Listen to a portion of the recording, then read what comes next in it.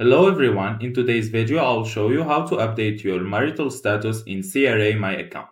So first thing, go to your browser and search for update marital status on CRA My Account.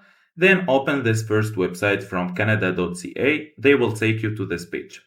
Once you are here, so first you must tell the CRA about your new marital status by the end of the following month after your status change. So for example, if your status changed in March, you must tell them by the end of April that it is changed. So the update will happen either you got married or you become common law or you're separated for more than 90 days or you get divorced or become a widow. So basically to do that, there is several ways. So first thing, which is immediate by online. So you go here and click CRA sign in, then sign in into your account. After that, you select your individual account to access my account. Then you select your profile. After that, you scroll to marital status and select edit and then follow the steps to update your marital status.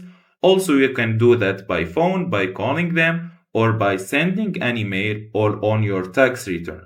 So basically, this is how you update your marital status. If you find this video helpful, don't forget to like and subscribe in this channel for more videos. Thank you for watching.